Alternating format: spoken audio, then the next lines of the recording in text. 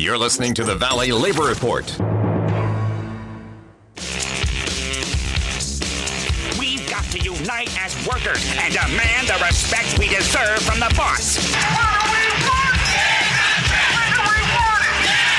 You and I should go on strike. One day stronger.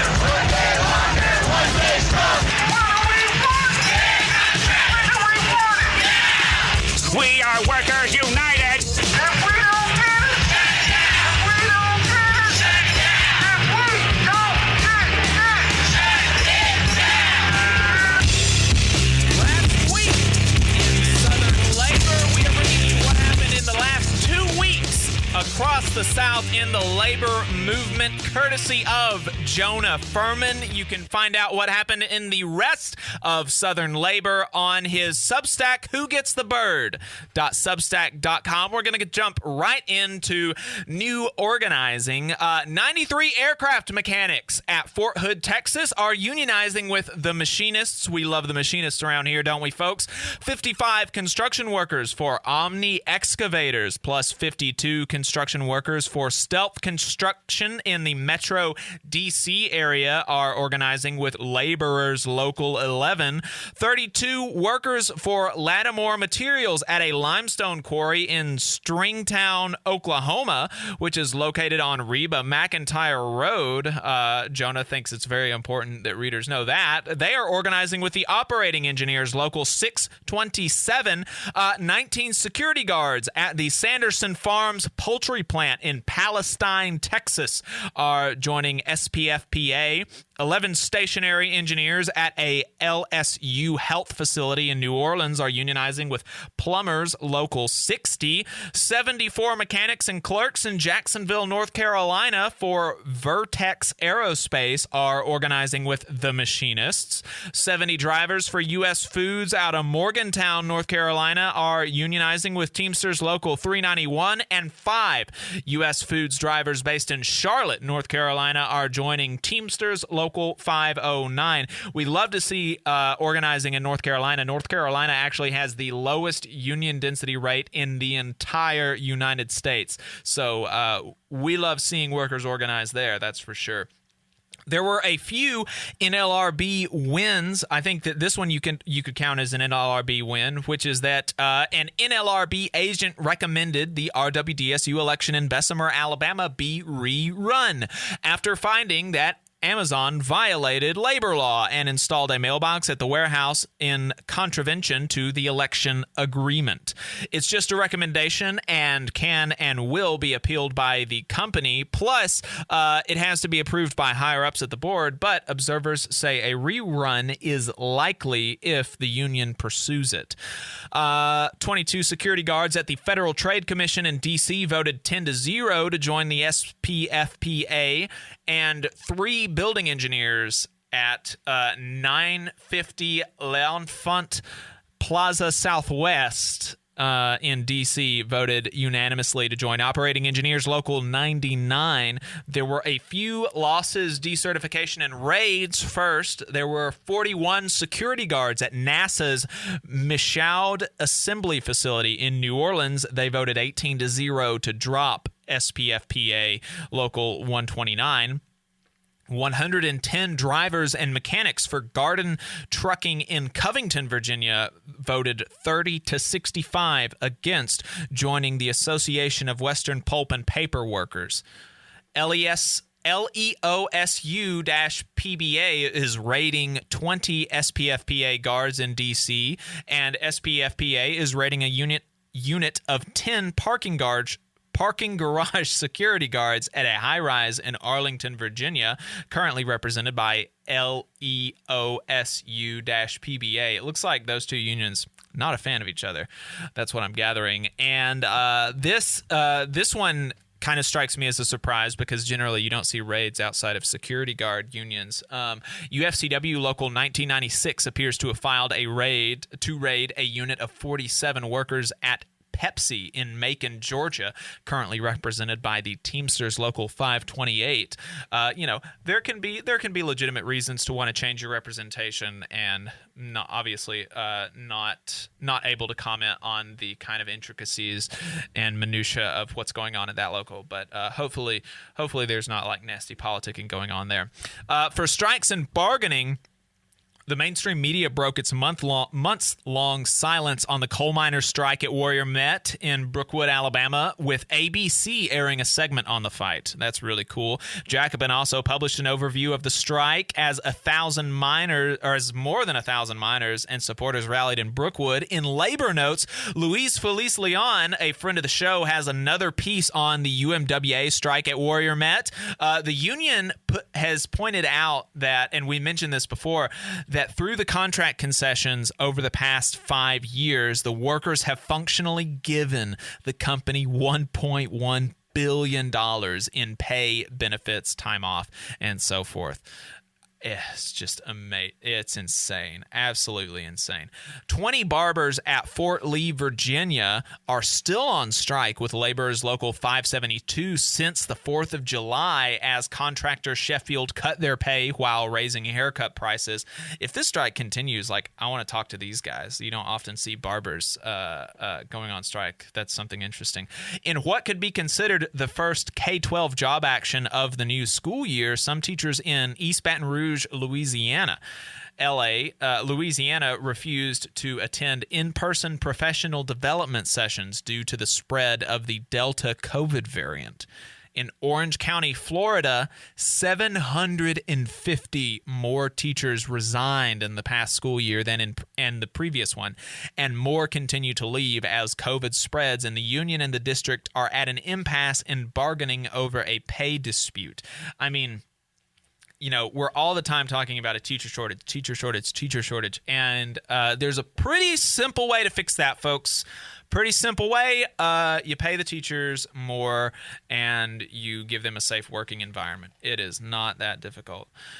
In the world of vaccine mandates, there's just a lot going on. Unions from the firefighters, the postal workers, and the American Federation of Teachers initially came out against mandates, but then Randy Weingarten, the president of the American Federation of Teachers, signaled some openness, and eventually the AFT has come out in favor of vaccine mandates in the schools. So there's going to be some, there's a lot of conflict there that a lot of people that are very, very pro-vaccine, including myself, there's some amount of conflict between, the good of vaccinations and doing things that are going to incentivize people to get vaccinations and giving the boss more power. That's something that unionists are loath to do under any circumstances. And like some folks on Twitter have pointed out, unions, I don't think, should come at the bargaining table willing to concede to vaccine mandates right off the bat. I think they should be asking for something in return for it. Anytime that you give the boss anything, you've got to get something for it. Absolutely have to get something for it. In Nashville, Musicians Local 257 has ratified a contract that includes a pay cut, then a reversal of that pay cut, and then an increase, which theoretically, I'm not sure what all that, but ultimately it looks like they got a pay raise that should keep them on pace with pre-pandemic wage gains with help from a venue bailout. So that's good to hear. Kroger workers with UFCW Local 400 in Virginia are protesting the company's efforts to switch from a jointly managed health plan to a management-only health plan and the predictably worse health care that would entail. The Morgantown, West Virginia Mylan pharmaceutical plant has officially closed as of July 31st, turning 1,400 jobs, 800 of which were Steelworkers Local 8957 union jobs, into just 70 as workers decommission the plant. That's a disgrace. Yeah. teachers and principals in Florida got a $1,000 bonus check. And while that might seem like a meager premium for exposing yourself to COVID, thousands of K-12 workers didn't even get that. So now the unions are negotiating for those who were left out.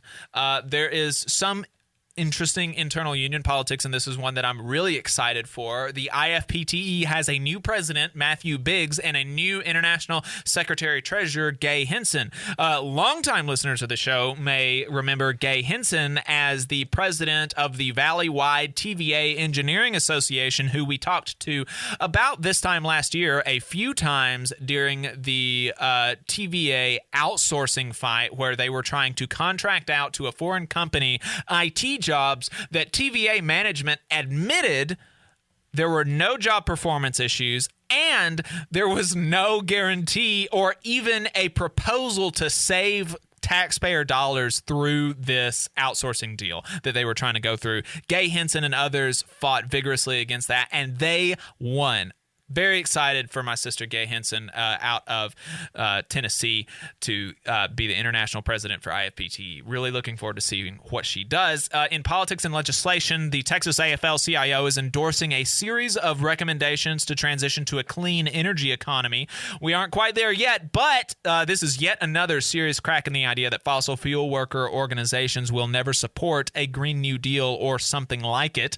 And finally, the state of Virginia is trying to claw back millions paid out in unemployment benefits to thousands of school bus drivers across the state due to a loophole in state law about 10-month employees getting those sorts of benefits, and the Virginia Education Association is representing the drivers in the dispute, which is a smart move as these drivers may soon have collective bargaining rights for the first time under the new state labor law reform in Virginia. Folks, that's all we got for what happened last 2 weeks in Southern labor. We'll be right back with some local updates. You're listening to the Valley Labor Report with Jacob Morrison.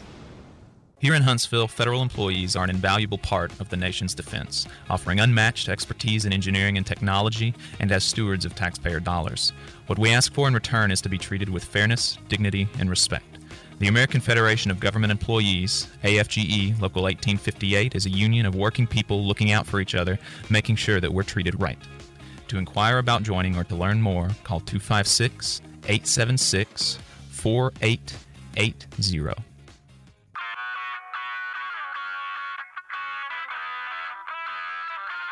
Hey, you listen to conservative talk radio all week. Why don't you try something different for a change? The Majority Report with Sam Cedar is a 5-time award-winning daily left-wing political talk show. We go live every weekday at 11 a.m. Central Time on our YouTube channel. You can find it by searching for The Majority Report. We talk about the news, we take libertarian callers, we have debates, we interview guests on topics ranging from the post-Civil War Reconstruction era, child poverty, capitalism, the intellectual dark web, and more. And that's all just within the last month. If you want to hear what smart, progressive political talk that is occasionally amusing sounds like, then you need to tune in. And you're always welcome to call in if you want to hear the correct opinion on any given topic. I will give it to you. Tune in to the Majority Report at 11 a.m. Central Time on YouTube or later wherever you get your podcasts. If you want to see what we're up to throughout the week and get our snide quips about the news of the day, then you should follow us on social media. We're on Facebook at facebook.com/The Valley Labor Report. We're on Twitter at Labor Reporters. I'm on Twitter at JacobM_AL. If you missed part of the show and you want to go back and watch it later, you can search YouTube for The Valley Labor Report and subscribe to our channel. You can go back and watch the full show there, and we also clip segments and release them throughout the week. We upload the program on more than 11 different podcasting apps. So to see if we are on your listening platform of choice, you can go to thevalleylaborreport.transistor.fm/subscribe.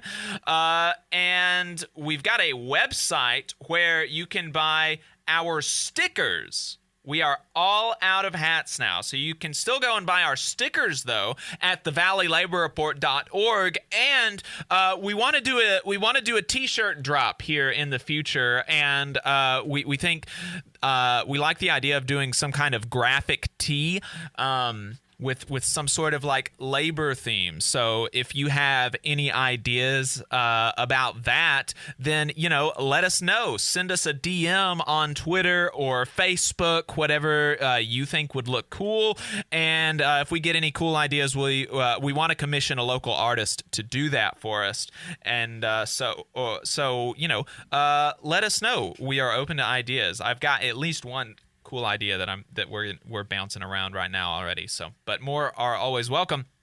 And finally, if you appreciate our work and you want to help us stay on the air, then the best thing that you can do is throw us a few dollars a month on patreon.com/The Valley Labor Report. As you can imagine, businesses don't line up to advertise on a Union Talk radio show, so your support really does help us out.